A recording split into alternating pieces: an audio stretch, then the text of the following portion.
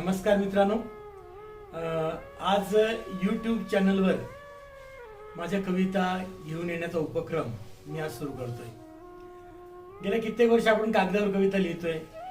अनेक नियतकालिकांमधून, वाङ्मयी नियतकालिकांमधून, व्हॉट्सअपवर, फेसबुकवर, दिवाळी अंकातून आपण आतापर्यंत कविता तुमच्यापर्यंत पोहोचवलेल्या आहे. पण माझे मित्र मला म्हणाले की संजय, जग बदलत आहे आणि या बदलणाऱ्या जगानुसार आपणही बदललं पाहिजे. आणि म्हणून नवनवी आधुनिक माध्यमं जी विज्ञानानं आपल्या हातात दिलेली आहे ती सुद्धा आपण वापरली पाहिजेत. आणि म्हणून कवितेचं एक यूट्यूब चॅनल आज आपण सुरू करत आहोत. तर कविता वाचून आपल्याला समजते, पण असं म्हणतात की ऐकून जास्त समजते. आणि विशेषतः कवीच्या तोंडून ऐकली तर रसिकाला ती जास्त भावते. आणि म्हणून हाही एक प्रयोग मी करायचा ठरवलाय. तुम्हाला माहिती आहे की माझं येवलं हस्ताक्षर या नावानं राजहंस प्रकाशनानं जानेवारी 2005 मध्ये माझ्या कवितांचा पहिला संग्रह प्रकाशित केला. आणि बघता बघता त्याच्या 2 आवृत्त्या संपल्या, त्याला अनेक पुरस्कार मिळाले आणि तुम्ही त्या कवितेचं चांगलं स्वागत केलं. आजही 15-20 वर्षांनी मला लोक जेव्हा भेटतात साहित्य संमेलनांमध्ये, उपक्रमांमध्ये, कार्यक्रमांमध्ये आणि हस्ताक्षरची आवर्जून आठवण काढतात, तेव्हा खरंच कवीला बरं वाटतं आणि नवी कविता लिहिण्यासाठी ऊर्जा मिळते. तर माझं येवलं हस्ताक्षरांमधल्या त्या ताज्या आणि टवटवीत कविता ज्या अनेक वर्षानंतरही सुद्धा तितक्याच हव्याशा वाटतात, त्या कविता आपण या माध्यमातून ऐकूया. आणि नंतर कविताच माझी कबर या दुसऱ्या संग्रहातल्या कविता सुद्धा आपण घेऊया. तर कवीची भूमिका असते कविता लिहिताना, कविता मांडताना. कविता तर आदिम काळापासून आहे, कविता तर वैश्विक आहे. माणूस पृथ्वीच्या पाठीवरचा कुठला का असेना, कविता लिहितो, कविता जगतो, कविता वाचतो. आणि म्हणून कवितेची ही जी अमर्याद क्षमता आहे काळाला ओलांडून जाण्याची, अंतराला ओलांडून जाण्याची, ती या संग्रहाच्या सुरुवातीला एक कवीची भूमिका म्हणून मी मांडली की कविता कशी असते कवीच्या दृष्टीनं. तर ती भूमिका पहिल्यांदा मी आपल्यासमोर ठेवतो आणि मग नंतर एक कविता आपल्याला ऐकवणार आहे. तर कविता अशी आहे की ज्ञानेश्वर, तुकाराम, कबीर, मीरा येतात शतकं ओलांडून. ज्ञानेश्वर, तुकाराम, कबीर, मीरा येतात शतकं ओलांडून. धुमिल, अमृता येतात भाषेची भिंत पारदर्शक करून. धुमिल, अमृता येतात भाषेची भिंत पारदर्शक करून. रिल्के, एमिली, मायकोव्हस्की येतात हजारो मैल अंतर पार करून तुमच्या माझ्यापर्यंत. ज्ञानेश्वर, तुकाराम, कबीर, मीरा येतात शतकं ओलांडून. धुमिल, अमृता येतात भाषेची भिंत पारदर्शक करून. रिल्के, एमिली, मायकोव्हस्की येतात हजारो मैल अंतर पार करून तुमच्या माझ्यापर्यंत. कविता आरशाच्या अनियमित आकाराच्या तुकड्यांसारख्या. कविता आरशाच्या अनियमित आकारांच्या तुकड्यांसारख्या त्या त्या जगण्याचं प्रतिबिंब घेऊन उभ्या हारीनं वळणावळणावर. आरशातून अलगद डोळ्यात उतरून बुबुळा मागच्या इवल्या तळ्याला स्पर्श करून रक्तात मिसळणाऱ्या.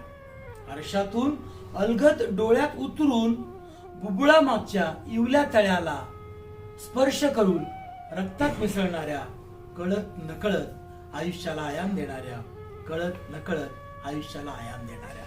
तर अशा या छोट्याशा निवेदनानं मी माझं येवलं हस्ताक्षर या संग्रहाची सुरुवात केली. आणि कवितेच्या कविता या संग्रहाच्या सुरुवातीला आपण घेतले की कवीची काही भूमिका असते, काही म्हणणं असतं, काही मांडणी असते, काही विचारांची प्रक्रिया असते कविता लिहिण्यामागे, कवीची बैठक असते. ती काय असते?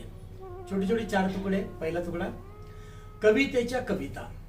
माझ्या कवितेला येईल लहान मुलाच्या ओठांसारखा ताज्या दुधाचा वास.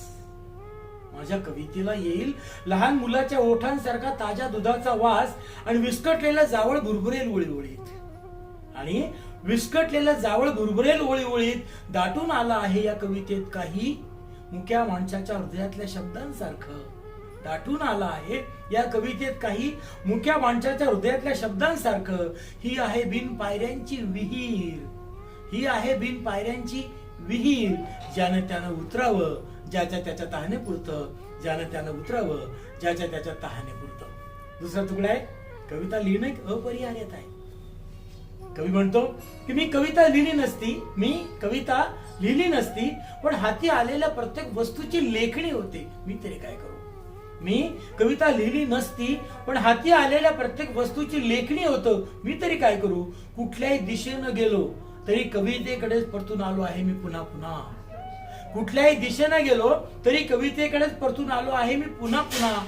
कवितेनंच घेतलं जवळ आणि भुकेल्या ओठात सरकवला पाना.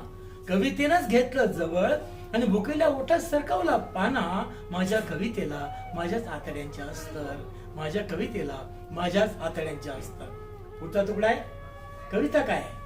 तर कविता धनुकली, प्राण पिंजणारी. कविता धनुकली, प्राण पिंजणारी, पेशी पेशी श्वास श्वास टाका टाका उसवणारी. कविता धनुकली, प्राण पिंजणारी, पेशी पेशी श्वास श्वास टाका टाका उसवणारी. कविता आपलाच दोरा आपली सुई. कविता आपलाच दोरा आपली सुई आणि आपल्या जखमांना आपलीच हात शिलाई. आणि आपल्या जखमांना आपलीच हात शिलाई. कविता जीवाच्या जखमेवर बांधावा असा झाडपाला.